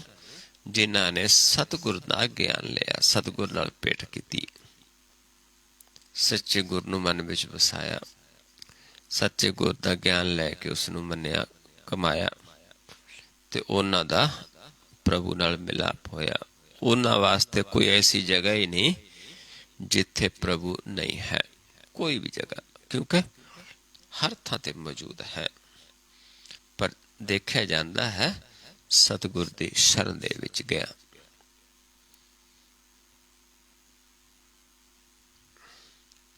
ਅੱਗੇ ਫਿਰ ਮਹੱਲਾ ਪੰਜਵਾਂ ਹੈ। ਦਾਮਨੀ ਚਮਤਕਾਰ ਤਿਉ ਵਰਤਾਰਾ ਜਗ ਖੇ। ਜਿਵੇਂ ਚੰਦ ਦੀ ਰਾਤ ਹੁੰਦੀ ਹੈ, ਚੰਦ ਦੀ ਚਮਕ ਹੁੰਦੀ ਹੈ। ਚੰਦ ਚਾਂਦਨੀ ਰਾਤ ਨੂੰ ਆਪਾਂ ਦੇਖਦੇ ਹਾਂ ਕਿ ਉਹ ਜੇ ਚਮਕ ਹੈ, ਕਿੰਨਾ ਵਧੀਆ ਲੱਗਦਾ ਹੈ। ਇੱਕ ਪ੍ਰਕਾਸ਼ ਹੁੰਦਾ ਹੈ, ਇੱਕ ਸੂਰਜ ਦਾ ਪ੍ਰਕਾਸ਼, ਇੱਕ ਚੰਦਰਮਾ ਦਾ। ਕਿਉਂਕਿ ਸੂਰਜ ਚੰਦਰਮਾ ਤੇ ਪੈਂਦਾ, ਫਿਰ ਚੰਦਰਮਾ ਚਮਕਦਾ ਹੈ। ਉਹ ਪ੍ਰਕਾਸ਼ ਰਾਤ ਦੀ ਜਿਵੇਂ ਹੁੰਦੀ, ਏਦਾਂ ਆਪਾਂ ਹਰ ਸਮੇਂ ਉਸ ਪ੍ਰਕਾਸ਼ ਨੂੰ ਦੇਖ ਸਕਦੇ ਹਾਂ। ਏਦਾਂ ਉਸ ਪ੍ਰਭੂ ਦਾ ਵਰਤਾਰਾ ਸੰਸਾਰ ਦੇ ਵਿੱਚ ਹੈ। ਨਿਸਦਾਮਨ ਜੂ ਚਮਕ ਚੰਦੈਨ ਪੇਖੈ, ਅਹਨਿਸ ਜੋਤ ਨਿਰੰਜਨ ਨਿਰੰਤਰ ਦੇਖੈ। ਜਿਵੇਂ ਉਸ ਦੇਖਦਾ ਹੈ ਜਿਹੜਾ ਚੰਦ ਚਾਨਣੀ ਰਾਤ ਹੁੰਦੀ, ਏਦਾਂ ਆਪਾਂ ਹਰ ਸਮੇਂ ਉਸ ਨੂੰ ਦੇਖ ਸਕਦੇ ਹਾਂ। ਬਤ ਸੁਹਾਵੀ ਸਾਏ ਨਾਨਕ ਨੌ ਜਪੰਦੋ ਤਿਸਤਣੀ। ਇਹ ਬਤ ਹੈ, ਇਹ ਸੁਹਾਵੀ ਹੈ। ਕਿਹਨਾਂ ਦੇ ਕੋਲ ਹੈ? ਜਿਨ੍ਹਾਂ ਨੂੰ ਪ੍ਰਭੂ ਨੇ ਆਪ ਇਸ ਧਨ ਦਾ ਖਜ਼ਾਨਾ ਦੇ ਕੇ ਨਾਮ ਜਪਣ ਦੇ ਵਿੱਚ ਲਾਇਆ ਹੈ। ਉਹ ਇਸ ਨੂੰ ਜਪਦੇ ਨੇ, ਉਹ ਉਸ ਨੂੰ ਦੇਖਦੇ ਨੇ ਹਰ ਪਾਸੇ, ਤੇ ਫਿਰ ਦੂਜਿਆਂ ਨੂੰ ਦੇਖਣ ਦਾ ਗਿਆਨ ਦਿੰਦੇ ਨੇ। ਕਿਸ ਤਰੀਕੇ ਨਾਲ ਆਪਾਂ ਦੇਖ ਸਕਦੇ ਹਾਂ? ਆਓ ਅੱਗੇ ਪੌੜੀ ਹੈ। ਸਿਮਰਤ ਸ਼ਾਸਤਰ ਸੋਧ ਸਭ ਕਿਨੈ ਕੀਮ ਨਾ ਜਾਣੀ। ਕਹਿੰਦੇ ਸਿਮਰਤ ਸ਼ਾਸਤਰਾਂ ਨੂੰ ਪੜ੍ਹ ਕੇ ਸੋਧ ਕੇ ਦੇਖ ਲਿਆ, ਪਰ ਪ੍ਰਭੂ ਦਾ ਮਿਲਾਪ ਨਹੀਂ ਹੋ ਸਕਿਆ। ਉਸ ਦੀ ਕੀਮ ਨਹੀਂ ਜਾਣੀ, ਕੀਮਤ ਨਹੀਂ ਪਾ ਸਕੇ, ਉਸ ਦੇ ਬਾਰੇ ਕੋਈ ਜਾਣ ਨਹੀਂ ਸਕੇ। ਕਿਉਂਕਿ ਵੇਦਾਂ ਸ਼ਾਸਤਰਾਂ ਦੇ ਵਿੱਚ ਪ੍ਰਭੂ ਦਾ ਬਾਰੇ ਇਹ ਦੱਸਿਆ ਹੋਇਆ ਹੈ ਕਿ ਜਿਹੜੇ ਜੀਵਾਂ ਨੂੰ ਜਨਾਇਆ ਹੈ, ਉਹਨਾਂ ਦਾ ਸੰਗ ਕਰਕੇ ਹੀ ਆਪਾਂ ਮਿਲ ਸਕਦੇ ਹਾਂ। ਜੋ ਜਨ ਭੇਟੈ ਸਾਧ ਸੰਗ ਸੋ ਹਰ ਰੰਗ ਮਾਣੀ। ਸਿਰਫ ਜਿਹੜੇ ਸਾਧੂ ਜਨਾਂ ਦਾ ਸੰਗ ਕਰਨਗੇ, ਉਹਨਾਂ ਤੋਂ ਗੁਰ ਦਾ ਗਿਆਨ ਲੈਣਗੇ, ਉਹੀ ਉਸ ਦੇ ਰੰਗ ਨੂੰ ਮਾਣ ਸਕਦੇ ਹਾਂ। ਜੇ ਜੀਵ ਕਹੇ ਮੈਂ ਸ਼ਾਸਤਰ ਵੇਦਾਂ ਨੂੰ ਸੋਧ ਕੇ ਪੜ੍ਹ ਕੇ ਵਿਚਾਰ ਕੇ ਪ੍ਰਭੂ ਦੇ ਨਾਲ ਮਿਲਾਪ ਕਰ ਲਵਾਂਗਾ, ਪ੍ਰਭੂ ਦੇ ਦਰਸ਼ਨ ਕਰ ਲਵਾਂਗਾ, ਨਹੀਂ ਹੋ ਸਕਦੇ। ਉਸ ਦੇ ਰੰਗ ਨੂੰ ਉਹ ਮਾਣਦੇ ਨੇ ਜਿਹੜੇ ਸਾਧੂ ਜਨਾਂ ਦਾ ਸੰਗ ਕਰਦੇ ਨੇ ਤੇ ਗਿਆਨ ਲੈ ਕੇ ਸੁਣ ਕੇ ਮੰਨ ਕੇ ਕਮਾਉਂਦੇ ਨੇ। ਸੱਚ ਨਾਮ ਕਰਤਾ ਪੁਰਖ ਇਹ ਰਤਨਾ ਖਾਣੀ। ਸੱਚਾ ਨਾਮ ਹੈ ਉਸ ਪ੍ਰਭੂ ਦਾ ਕਰਤਾ ਪੁਰਖ, ਇਹ ਖਜ਼ਾਨਾ ਹੈ ਰਤਨਾ ਦਾ। ਇਹ ਸਾਧੂ ਜਨਾਂ ਨੂੰ ਬਖਸ਼ਿਆ ਹੁੰਦਾ ਹੈ ਪ੍ਰਭੂ ਨੇ। ਜੋ ਸਾਧੂ ਜਨਾਂ ਦਾ ਸੰਗ ਕਰਨਗੇ, ਉਹ ਇਸ ਰੰਗ ਨੂੰ ਮਾਣ ਸਕਦੇ ਨੇ। ਮਸਤਕ ਹੋਵੇ ਲਿਖਿਆ ਹਰ ਸਿਮਰ ਪ੍ਰਾਣੀ। ਮਸਤਕ ਦੇ ਉੱਤੇ ਫਿਰ ਪ੍ਰਭੂ ਪ੍ਰਗਟ ਹੈ, ਤੇ ਉਹ ਦੱਸਦੇ ਨੇ ਕਿ ਕਿਵੇਂ ਆਪਾਂ ਇਹ ਲੇਖਾ ਫਿਰ ਲਿਖਣਾ ਹੈ, ਕਿਵੇਂ ਮਸਤਕ ਤੱਕ ਜਾਂਦੇ ਹਾਂ। ਮਸਤਕ ਤੇ ਪ੍ਰਗਟ ਹੈ, ਕਿਉਂਕਿ ਜਿਨ੍ਹਾਂ ਦੇ ਮਸਤਕ ਤੇ ਪ੍ਰਗਟ ਹੈ, ਉਹਨਾਂ ਦਾ ਸੰਗ ਕਰਕੇ ਆਪਾਂ ਉਧਰ ਸਕਦੇ ਹਾਂ। ਜਿਵੇਂ ਸੁਖਮਨੀ ਸਾਹਿਬ ਦੇ ਵਿੱਚ ਆਪਾਂ ਪੜ੍ਹਦੇ ਹਾਂ, ਪ੍ਰਗਟੇ ਗੋਪਾਲ ਮਹਾਂਤ ਕੈ ਮਾਥੇ, ਨਾਨਕ ਉਧਰੈ ਤਿਨ ਕੈ ਸਾਥੇ। ਤੇ ਜਿਨ੍ਹਾਂ ਦੇ ਮਸਤਕ ਤੇ ਪ੍ਰਭੂ ਨੇ ਪਾ ਦਿੱਤਾ ਹੈ, ਉਹ ਫਿਰ ਸਾਨੂੰ ਦੱਸਦੇ ਨੇ ਕਿ ਕਿਵੇਂ ਆਪਾਂ ਪ੍ਰਭੂ ਦੇ ਨਾਲ, ਪ੍ਰਭੂ ਦੇ ਸਿਮਰਨ ਦੇ ਵਿੱਚ ਜੁੜਨਾ ਹੈ। ਕਿਵੇਂ ਸਾਨੂੰ ਗਿਆਨ ਦੁਆਰਾ ਉਸ ਵਸਤੂ ਤੱਕ ਲੈ ਕੇ ਜਾਂਦੇ ਨੇ, ਅੰਤਰਗਤ, ਬਾਹਰ ਨਹੀਂ, ਅੰਤਰ। ਪਹਿਲਾਂ ਦਰ ਤੇ ਆਉਣਾ ਹੈ, ਫਿਰ ਆਪਾਂ ਅੰਤਰਗਤ ਮਸਤਕ ਦੇ ਸਾਹਮਣੇ ਜਾਂਦੇ ਹਾਂ। ਹਰ ਰੋਜ਼ ਅਭਿਆਸ ਕਰਦੇ ਹਾਂ। ਤੋਸਾ ਦਿਚੈ ਸਚ ਨਾਮ ਨਾਨਕ ਮਹਿਮਾਨੀ। ਤੋਸਾ ਹੈ ਸੱਚੇ ਨਾਮ ਦਾ, ਪ੍ਰਭੂ ਨੇ ਦਿੱਤਾ ਹੋਇਆ ਹੈ, ਤੇ ਜੀਵ ਉਸ ਨੂੰ ਵਰਤਦੇ ਨੇ, ਅੱਗੇ ਬਣਦੇ ਨੇ, ਪਰ ਮਾਲਕ ਨਹੀਂ ਬਣਦੇ। ਮਹਿਮਾਨ ਦੀ ਤਰ੍ਹਾਂ ਨੇ। ਮਾਲਕ ਪ੍ਰਭੂ ਹੈ, ਆਪਾਂ ਉਸ ਦੇ ਚਾਕਰ ਹਾਂ, ਨੌਕਰ ਹਾਂ। ਆਪਾਂ ਆਪਣੇ ਆਪ ਨੂੰ ਮਹਿਮਾਨ ਸਮਝਦੇ ਹਾਂ, ਮਾਲਕ ਨਹੀਂ ਸਮਝਦੇ। ਇਸ ਕਰਕੇ ਉਸ ਪ੍ਰਭੂ ਦਾ ਖਜ਼ਾਨਾ ਜਿਨ੍ਹਾਂ ਨੂੰ ਦਿੱਤਾ ਹੈ, ਉਹ ਫਿਰ ਸਾਨੂੰ ਦੱਸਦੇ ਨੇ ਕਿ ਕਿਵੇਂ ਆਪਾਂ ਹਰੀ ਦੇ ਸਿਮਰ ਦੇ ਵਿੱਚ ਜੁੜਨਾ ਹੈ, ਕਿਵੇਂ ਹਰੀ ਦੇ ਰੰਗ ਨੂੰ ਮੰਨਣਾ ਹੈ।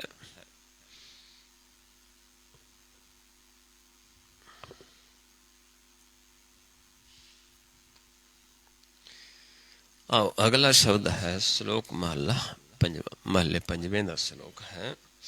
ਅੰਤਰ ਚਿੰਤਾ ਨੈਣੀ ਸੁਖੀ, ਮੂਲ ਨ ਉਤਰੈ ਭੁਖ। ਅੰਦਰ ਚਿੰਤਾ ਹੈ, ਦੇਖਣ ਨੂੰ ਇਹ ਲੱਗਦਾ ਵੀ ਇਹ ਸੁਖੀ ਹੈ, ਪਰ ਅੰਦਰ ਚਿੰਤਾ ਹੈ ਤੇ ਭੁੱਖ ਹੈ ਮਾਇਆ ਦੀ, ਕਿਉਂਕਿ ਇਹ ਭੁੱਖ ਕਿਸੇ ਦੀ ਵੀ ਨਹੀਂ ਉਤਰਦੀ ਜਦ ਤੱਕ ਪ੍ਰਭੂ ਦਾ ਮਿਲਾਪ ਨਹੀਂ ਹੁੰਦਾ। ਨਾਨਕ ਸੱਚੇ ਨਾਮ ਬਿਨ ਕਿਸੇ न ਲੱਥੋ ਦੁੱਖ। ਤੇ ਸਤਿਗੁਰੂ ਸਮਝਾਉਂਦੇ ਨੇ ਸੱਚੇ ਨਾਮ ਤੋਂ ਬਿਨਾਂ ਇਹ ਦੁੱਖ ਕਿਸੇ ਦਾ ਖਤਮ ਨਹੀਂ ਹੋਇਆ। ਬੇਸ਼ੱਕ ਬਾਹਰੋਂ ਸਾਨੂੰ ਲੱਗਦਾ ਹੈ ਕਿ ਇਹ ਸੁਖੀ ਹੈ, ਪਰ ਨਹੀਂ, ਅੰਦਰ ਚਿੰਤਾ ਹੁੰਦੀ ਹੈ, ਮਾਇਆ ਦੀ ਭੁੱਖ ਹੈ, ਇਸ ਕਰਕੇ ਦੁਖੀ ਹੈ। ਦੇਖਣ ਨੂੰ ਲੱਗਦਾ ਵੀ ਸੁਖੀ, ਲੇਕਿਨ ਅੰਦਰੋਂ ਦੁਖੀ ਹੈ, ਕਿਉਂਕਿ ਸੱਚੇ ਨਾਮ ਤੋਂ ਬਿਨਾਂ ਕੋਈ ਸੁਖੀ ਹੋ ਹੀ ਨਹੀਂ ਸਕਦਾ। ਦੁਖੀ ਹੀ ਦੁਖੀ ਹੈ, ਕਿਉਂਕਿ ਜੇ ਸੁਖ ਹੈ ਤਾਂ ਨਾਮ ਦੇ ਵਿੱਚ ਹੈ। ਹਰ ਕੇ ਨਾਮ ਬਿਨਾਂ ਦੁੱਖ ਪਾਵੇ, ਹਰੀ ਦੇ ਨਾਮ ਤੋਂ ਬਿਨਾਂ ਦੁਖੀ ਹੈ। ਸੁਖ ਕਿੱਥੇ ਹੈ? ਸਾਡੇ ਸੱਚੇ ਘਰ ਦੇ ਵਿੱਚ, ਨਿਜ ਮਹਿਲ ਦੇ ਵਿੱਚ, ਜਿੱਥੇ ਜਾ ਕੇ ਜੀਵ ਸੁਖ ਮਾਣ ਸਕਦਾ ਹੈ। ਅੱਗੇ ਫਿਰ ਮਹੱਲੇ ਪੰਜਵੇਂ ਦਾ ਸ਼ਲੋਕ ਹੈ। ਮੁਠੜੇ ਸੇਈ ਸਾਥ ਜਿਨੀ ਸੱਚ ਨਾ ਲੱਦਿਆ। ਜਿਨ੍ਹਾਂ ਨੇ ਇਹ ਸੱਚੇ ਧਨ ਨੂੰ ਨਹੀਂ ਲੱਦਿਆ, ਆਪਣੇ ਇਸ ਧਨ ਰੂਪੀ ਗੱਡੇ ਦੇ, ਜਿਹੜਾ ਖਜ਼ਾਨਾ ਹੈ ਗਿਆਨ ਰੂਪੀ ਗਿਆਨ ਦਾ, ਜਿਨ੍ਹਾਂ ਨੇ ਇਹ ਨਹੀਂ ਲੱਦਿਆ, ਉਹ ਫਿਰ ਠੱਗੇ ਜਾਂਦੇ ਨੇ। ਮੁਠੜੇ ਸੇਈ ਸਾਥ ਜਿਨੀ ਸੱਚ ਨਾ ਲੱਦਿਆ। ਜਿਨ੍ਹਾਂ ਨੇ ਸੱਚਾ ਖਜ਼ਾਨਾ ਇਕੱਠਾ ਕਰ ਲਿਆ ਹੈ ਨਾਮ ਦਾ, ਉਹ ਠੱਗੇ ਨਹੀਂ ਜਾਂਦੇ। ਠੱਗੇ ਹੋ ਜਾਂਦੇ ਨੇ ਜਿਨ੍ਹਾਂ ਕੋਲ ਸੱਚ ਦਾ ਗਿਆਨ ਨਹੀਂ। ਉਹਨਾਂ ਦੇ ਸਾਥੀ, ਉਹਨਾਂ ਕੋਲ ਸੰਗਤ ਜਾਵਾਂਗੇ, ਉਹ ਵੀ ਠੱਗੇ ਜਾਂਦੇ ਨੇ। ਨਾਨਕ ਸੇ ਸਾਬਾਸ ਜਿਨੇ ਗੁਰ ਮਿਲ ਇੱਕ ਪਛਾਣਿਆ। ਤੇ ਸਤਿਗੁਰ ਸਮਝਾਉਂਦੇ ਨੇ ਕਿ ਅਸੀਂ ਉਹਨਾਂ ਨੂੰ ਸ਼ਾਬਾਸ਼ ਕਹਿੰਦੇ ਹਾਂ ਜਿਨ੍ਹਾਂ ਨੇ ਗੁਰ ਦਾ ਗਿਆਨ ਲੈ ਕੇ ਇੱਕ ਪ੍ਰਭੂ ਨੂੰ ਪਹਿਚਾਣ ਲਿਆ। ਤੇ ਦੂਜੇ ਜਿਨ੍ਹਾਂ ਇਹ ਗਿਆਨ ਨਹੀਂ ਲਿਆ, ਉਹ ਠੱਗੇ ਜਾਂਦੇ ਨੇ। ਤੇ ਐਸੇ ਜਨਾਂ ਦਾ ਸੰਗ ਕਰਨ ਵਾਲੇ ਵੀ ਠੱਗੇ ਜਾਂਦੇ, ਉਹਨਾਂ ਦਾ ਸਾਥ ਕਰਨ ਵਾਲੇ ਵੀ ਠੱਗੇ ਜਾਂਦੇ, ਜਿਨ੍ਹਾਂ ਕੋਲ ਸੱਚ ਦਾ ਗਿਆਨ ਨਹੀਂ, ਜਿਨ੍ਹਾਂ ਸੱਚ ਨੂੰ ਨਹੀਂ ਪਾਇਆ।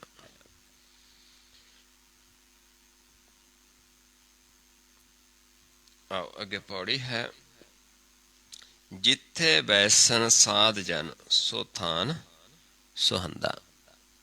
ਉਹ ਥਾਨ ਸੁਹੰਦਾ ਹੈ, ਸੌਂਦਾ ਹੈ, ਜਿੱਥੇ ਸਾਧੂ ਜਨ ਬੈਠਦੇ ਨੇ, ਪ੍ਰਭੂ ਦੀ ਵਿਚਾਰ ਕਰਦੇ ਨੇ, ਪ੍ਰਭੂ ਦੀ ਸਿਫਤਸਲਾਹ ਕਰਦੇ ਨੇ, ਪ੍ਰਭੂ ਮਿਲਾਪ ਦਾ ਰਸਤਾ ਦੱਸਦੇ ਨੇ। ਉਹ ਸੇਵਨ ਸਮਰੱਥ ਆਪਣਾ ਬਿਨ ਸਹਿ ਸੰਬੰਧਾ। ਉਹ ਸੇਵਦੇ ਨੇ ਕਿਸ ਨੂੰ? ਉਸ ਪ੍ਰਭੂ ਨੂੰ ਜੋ ਸਮਰੱਥ ਹੈ। ਹੋਰ ਦੀ ਨਹੀਂ ਸੇਵਾ ਕਰਦੇ, ਉਸ ਪ੍ਰਭੂ ਦੀ ਸਿਫਤਸਲਾਹ ਕਰਦੇ, ਪ੍ਰਭੂ ਦੀ ਸੇਵਾ ਕਰਨੀ, ਪ੍ਰਭੂ ਦੀ। ਉਸ ਦੇ ਨਾਲ ਕੀ ਹੁੰਦਾ ਕਿ ਜੋ ਸਾਡਾ ਬੰਦਾ ਹੈ ਅੰਦਰ, ਉਹ ਵਿੰਸ ਜਾਂਦਾ ਹੈ। ਸਾਡੇ ਅੰਦਰ ਔਗਣ ਵਿੰਸ ਜਾਂਦੇ ਨੇ, ਗੁਣ ਪ੍ਰਵੇਸ਼ ਕਰ ਜਾਂਦੇ ਨੇ। ਪਤਿਤ ਉਦਾਹਰਨ ਪਾਰ ਬ੍ਰਹਮ ਸੰਤ ਵੇਦ ਕਹੰਦਾ। ਪਤਿਤਾਂ ਨੂੰ ਉਦਾਹਰਨ ਵਾਲਾ ਪਾਰ ਬ੍ਰਹਮ ਹੈ। ਸੰਤ ਜਨ ਇਹ ਸਾਨੂੰ ਭੇਦ ਦਿੰਦੇ ਨੇ ਕਿ ਆਓ ਕਿਵੇਂ ਜੁੜਨਾ ਹੈ ਪ੍ਰਭੂ ਦੇ ਨਾਲ, ਕਿਉਂਕਿ ਉਹ ਹੀ ਸਾਨੂੰ ਪਤਿਤਾਂ ਨੂੰ ਉਦਾਰਦਾ ਹੈ।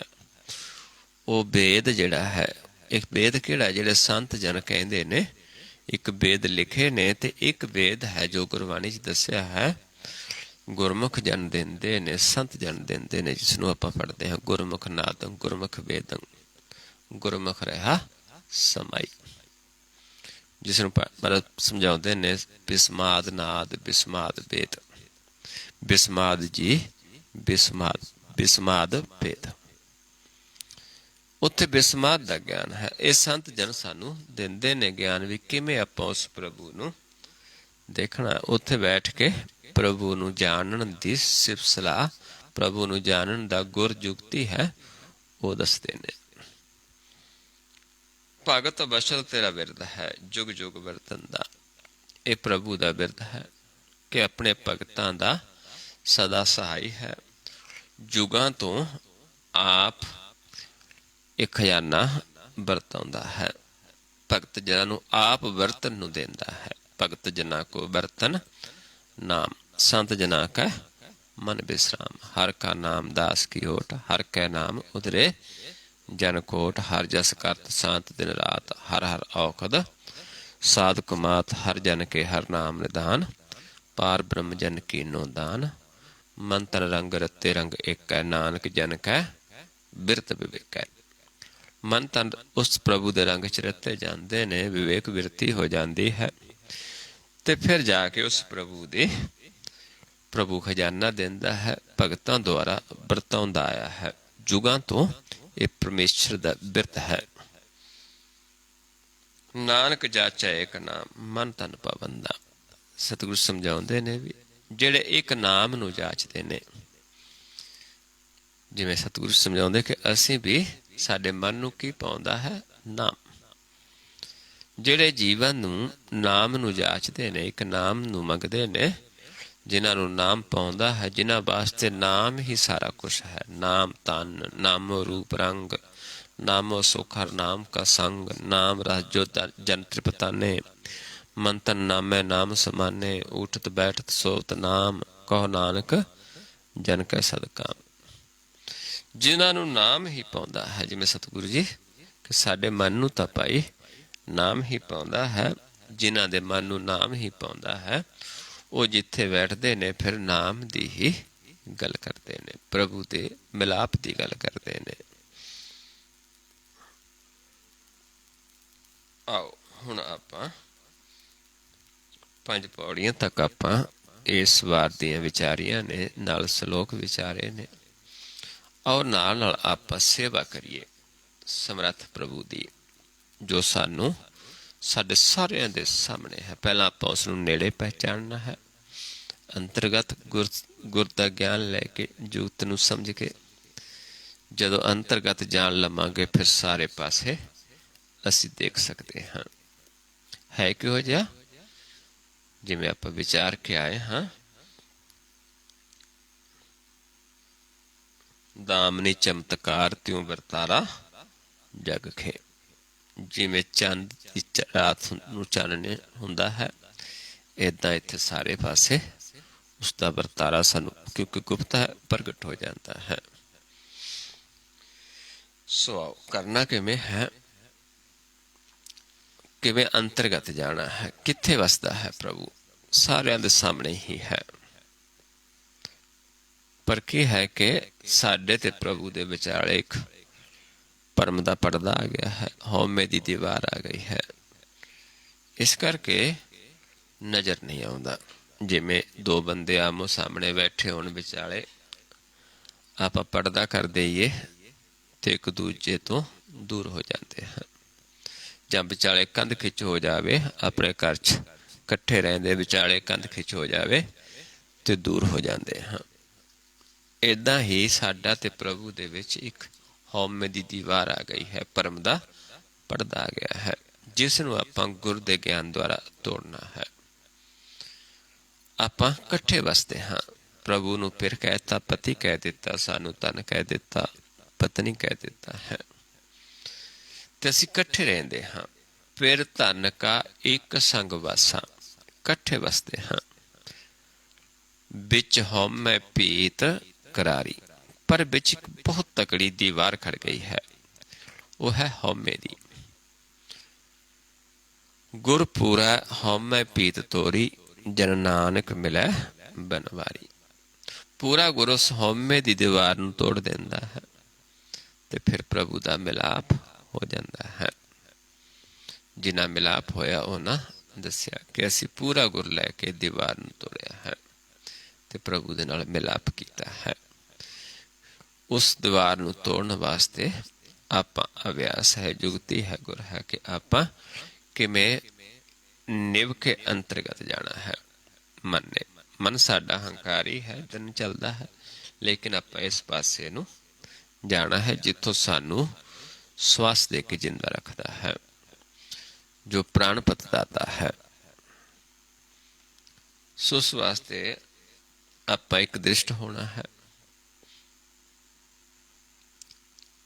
ਹੁਣ ਦੋਨਾਂ ਨੇਤਰਾਂ ਨੂੰ ਇਸ ਪੁਆਇੰਟ ਤੇ ਆਪਾਂ ਸਮ ਕਰਨਾ ਹੈ। दृष्टि इत्थे फोकस करके अपने आप ਨੂੰ देखना है। ਕੀ देखना है कि ਅਸੀਂ किस अवस्था ਦੇ ਵਿੱਚ ਹੈ ਸਾਡਾ ਮਨ, ਇੱਕ ਦ੍ਰਿਸ਼ਟ ਹਾਂ ਜਾਂ ਦੋ ਦ੍ਰਿਸ਼ਟੀ ਦੇ ਵਿੱਚ ਹਾਂ। ਜਦੋਂ ਆਪਾਂ ਦੋਨਾਂ ਨੇਤਰਾਂ ਨੂੰ, ਦ੍ਰਿਸ਼ਟੀ ਨੂੰ ਇਸ ਪੁਆਇੰਟ ਤੇ ਫੋਕਸ ਕਰਕੇ ਇਸ ਪੁਆਇੰਟ ਨੂੰ ਦੇਖਾਂਗੇ, ਜੇਕਰ ਇੱਥੇ ਦੇਖਣ ਦੇ ਨਾਲ ਸਾਨੂੰ ਨੱਕ ਨਜ਼ਰ ਨਹੀਂ ਆਉਂਦਾ, ਫਿਰ ਅਸੀਂ ਇੱਕ ਦ੍ਰਿਸ਼ਟ ਹਾਂ ਜਿੱਥੇ ਸਾਡਾ ਮਨ ਦੇਵਤਾ ਹੈ। ਜੇ ਦਿਸਦਾ ਹੈ ਫਿਰ ਦੋ ਦ੍ਰਿਸ਼ਟ ਹਾਂ। ਫਿਰ ਆਪਾਂ ਇਹ ਦੇਖਣਾ ਹੁੰਦਾ ਹੈ ਕਿ ਕਿਸ ਪਾਸੇ ਤੋਂ ਦਿਸਦਾ ਹੈ। ਇਹ ਨੱਕ ਸਾਨੂੰ ਸੱਜੇ ਪਾਸੇ ਦਿਸਦਾ ਹੈ, ਖੱਬੇ ਜਾਂ ਦੋਨੋਂ ਪਾਸੇ ਤੋਂ, ਕਿਉਂਕਿ ਜੇ ਸੱਜੇ ਪਾਸੇ ਸਾਰਾ ਦਿਸਦਾ ਹੈ ਤਾਂ ਤਮੋ ਗੁਣ ਹੈ, ਜੇ ਸਾਰਾ ਇਸ ਪਾਸੋਂ ਨਜ਼ਰ ਆਉਂਦਾ ਹੈ ਤੇ ਰਜੋ ਗੁਣ ਹੈ, ਜੇ ਦਵੱਲੇ ਤੋਂ ਨਜ਼ਰ ਆਉਂਦਾ ਹੈ ਤਾਂ ਸਤੋ ਗੁਣ ਤੇ ਹਾਂ, ਜੇ ਨਜ਼ਰ ਨਹੀਂ ਆਉਂਦਾ ਤਾਂ ਇੱਕ ਦ੍ਰਿਸ਼ਟ ਹਾਂ। ਇੰਨਾ ਆਪਣੇ ਆਪ ਨੂੰ ਆਪਾਂ ਪਰਖਣਾ ਹੈ। ਉਸ ਤੋਂ ਬਾਅਦ ਆਪ ਜੀ ਨੂੰ ਆਵਾਜ਼ ਦੇਵਾਂਗੇ ਕਿ ਧਿਆਨ ਸਾਹਮਣੇ ਲੈ ਕੇ ਆਓ। ਮੇਰੇ ਵੱਲ ਦੇਖੋ ਕਿਵੇਂ ਕਰਨਾ ਹੈ। ਪਹਿਲਾਂ ਇਸ ਪੁਆਇੰਟ ਤੇ ਦ੍ਰਿਸ਼ਟੀ ਫੋਕਸ ਕਰਕੇ ਆਪਣੇ ਆਪ ਨੂੰ ਪਰਖਣਾ ਹੈ, ਦੇਖਣਾ ਹੈ ਕਿ ਧਿਆਨ ਕਿੱਧਰ ਹੈ, ਨੱਕ ਦਿਸਦਾ ਹੈ ਜਾਂ ਨਹੀਂ ਦਿਸਦਾ, ਜੇ ਦਿਸਦਾ ਕਿਸ ਪਾਸਿਓਂ ਦਿਸਦਾ ਹੈ। ਇਸ ਤੋਂ ਬਾਅਦ ਮੈਂ ਆਪ ਜੀ ਨੂੰ ਆਵਾਜ਼ ਦੇਵਾਂਗਾ ਕਿ ਧਿਆਨ ਸਾਹਮਣੇ ਲੈ ਕੇ ਆਓ। ਫਿਰ ਆਪਾਂ ਸਾਹਮਣੇ ਦੇਖਣਾ ਹੈ। ਫਿਰ ਆਵਾਜ਼ ਦੇਵਾਂਗੇ ਕਿ ਧਿਆਨ ਮਸਤਕ ਦੇ ਸਾਹਮਣੇ ਲੈ ਜਾਓ, ਪਲਕਾਂ ਉੱਤੇ ਚੁੱਕ ਦਿਓ।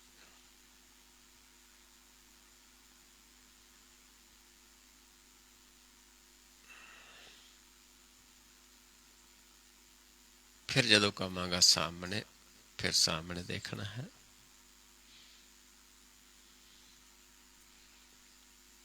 फिर जदों कहांगे सम करके देखो, फिर इस पॉइंट ते सम करके देखना दृष्टि नूं। जे किसी नूं पहला नक दिसदा है, यह अभ्यास ध्यान आपां पूरे विश्वास दे नाल लगाना है ते फिर आके वापस देखना है कि नक दिसनों हट गया। क्योंकि जे साडा ध्यान छू गया प्रभु दे नाल ते सानू एक असीं एक दृष्ट हो जावांगे, सानू अपना नक नज़र नहीं आएगा। जे आएगा इस पासे हल्का एक परछाई की तरह आएगा, वो भी सानू एक मैल जी दिखेगी लगी, हल्की हल्की जी। ते इदां अपने आप नू देखना है। फिर अगे चलांगे जिमें जिमें समा होया। सो आओ नेत्र सम करके दृष्टि फोकस करके अपने आप नू देखिए।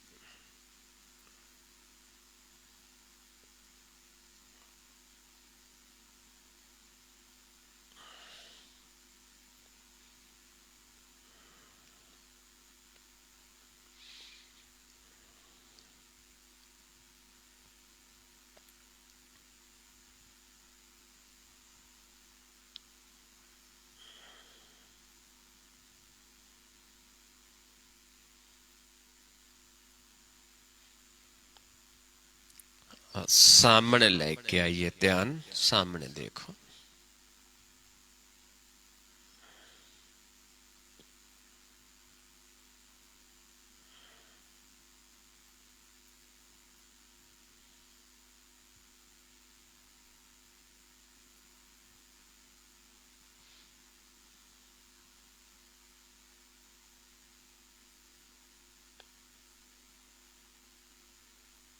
मस्तक दे सामने ले जाओ, पलका उत्ते चुक दो।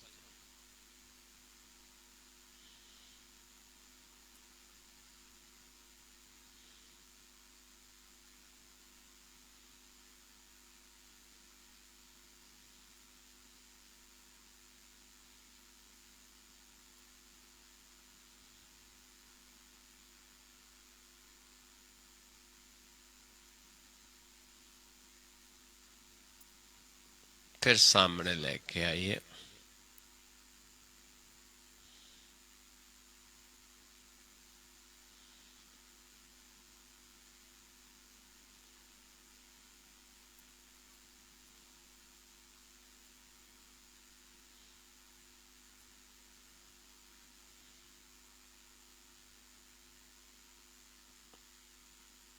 फिर सम करके देखिए, दृष्टि फोकस करके अपने आप को देखिए, अपने प्रकाश रूप को देखिए। जेकर कोई नवा जीव ਜੇ ਨੱਕ ਦਿਸਦਾ ਸੀ ਕਿਸੇ ਨੂੰ, ਹੁਣ ਆ ਕੇ ਦੇਖੋ ਕਿ ਦਿਸ ਨੂੰ ਹਟ ਗਿਆ।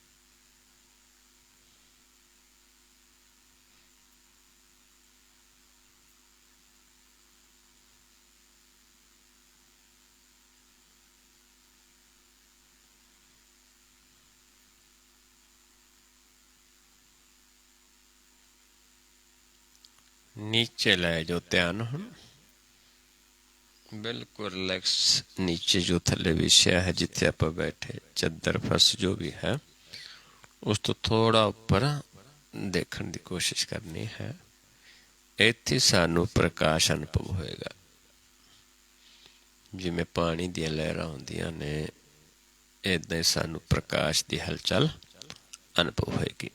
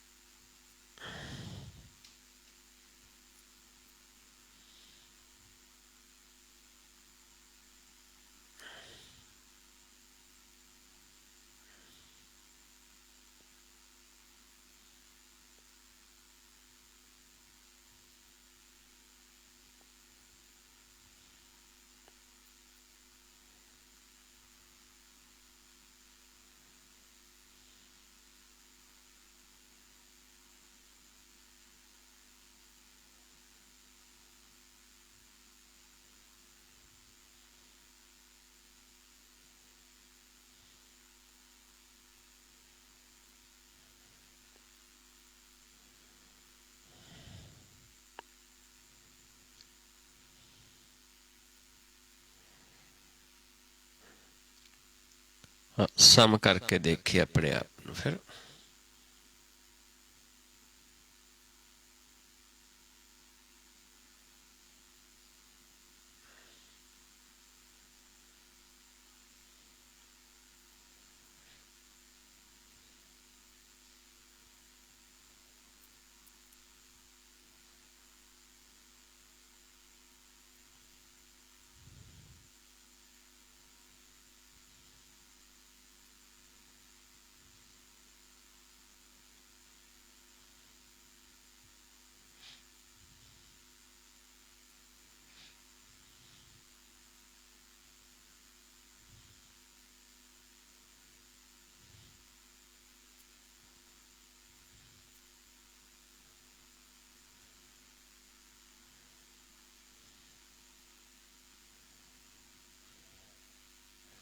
फिर नीचे ले जाओ ध्यान।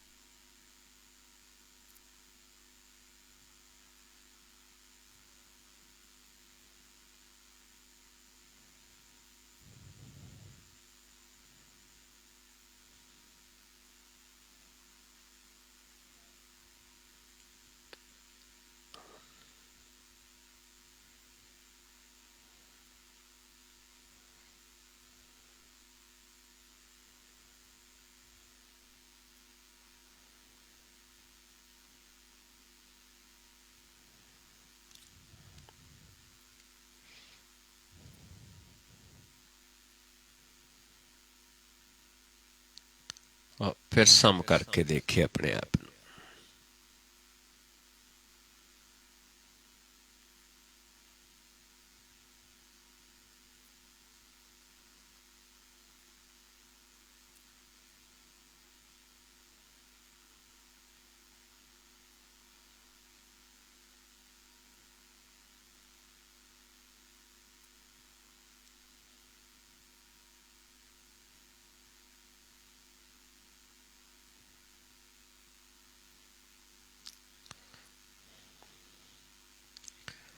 ਵਾਹਿਗੁਰੂ ਜੀ ਕਾ ਖਾਲਸਾ, ਵਾਹਿਗੁਰੂ ਜੀ ਕੀ ਫਤਿਹ।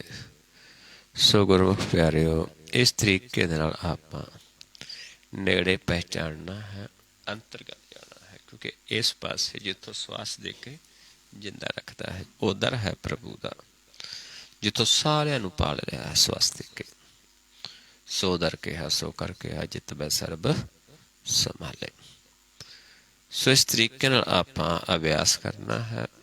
ਜਿਹੜੇ ਜੀਵ ਸੁਣ ਕੇ ਮੰਨ ਕੇ ਕਮਾਉਂਦੇ ਨੇ ਤੇ ਉਹਨਾਂ ਨੂੰ ਪ੍ਰਭੂ ਆਪ ਮਿਲਾ ਲੈਂਦਾ ਹੈ, ਕਿਉਂਕਿ ਮਿਲਾਉਣਾ ਉਸਨੇ ਹੈ, ਸਮਰੱਥ ਹੋਈ ਹੈ।